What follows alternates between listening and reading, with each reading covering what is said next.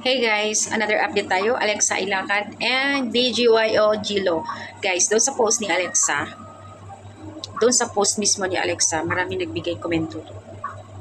Kasi sa kanyang caption, kung ang arat ay tara, ang Lodi ay idol. Ang ibig sabihin ng ay mismo ba ako? Sabi niya. Ngayon, kahapon nagpost si Alexa ay nasa dagat silang dalawa ni Gilo. So, nagbigay reaction yung ibang mga netizens. Sabi nila, at Alexa Ilacad, chat mo na lang siya in personal. Huwag mo na lang siyang itag kay Jello. Hindi mo alam kung gaano siya kabisi. And then yung isa, naawa naman ako kay K-Pops. Tama na ang pagtag, oy. Hayaan mo na sila. Hahaha. Ba't kasi ganito yung mga comment nila na parang si Alexa daw yung nagbibigay motibo? Kaya nga nakakahiya. Sabi pa dito. Kaya nga nakakahiya. Tigilan nakakatag kay Gilo. Parang awa mo na at Alexa Ilacad. Laging naghahabol. Di nga siya nagko-comment last time sa mga ganitong parinig ni Alexa. Hindi ata siya mahilig sa ganoong paandar. Kaya itigil mo na at Alexa Ilacad.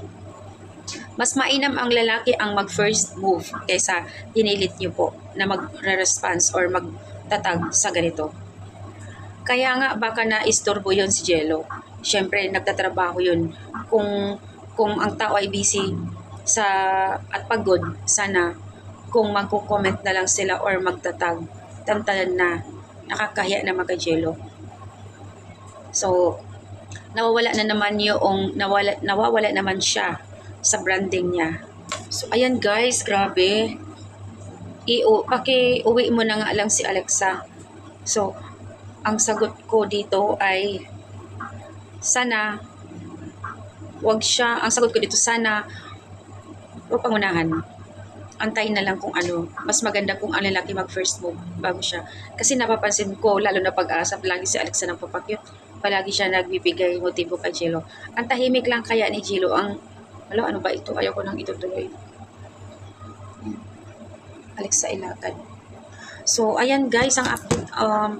Binabash talaga nila si Alexa ngayon dahil doon.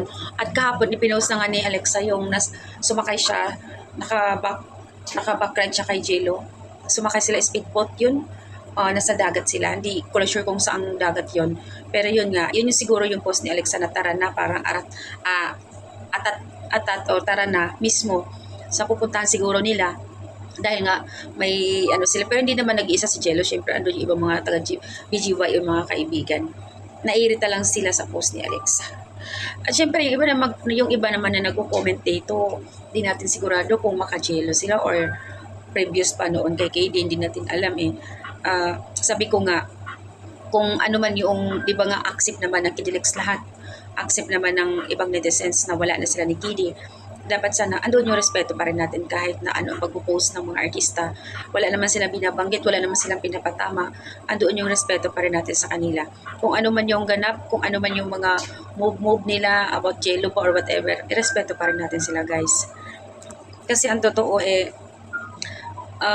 nagtatrabaho naman, may project sila sunod-sunod ng project nila Kung makikita natin si Jello na tahimik parang iba, parang kidi lang din siya yung galaw niya na parang dinumero, hindi naman introvert person, medyo may shy lang konti.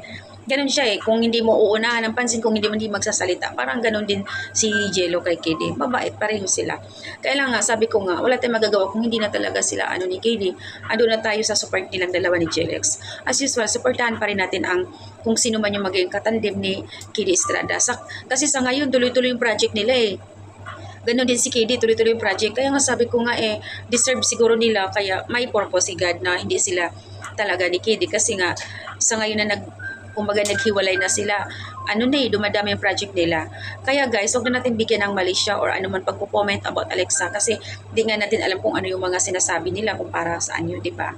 So, yan lang aking update guys. Medyo nabash lang dito sa Alexa sa kanyang mga caption. Thank you!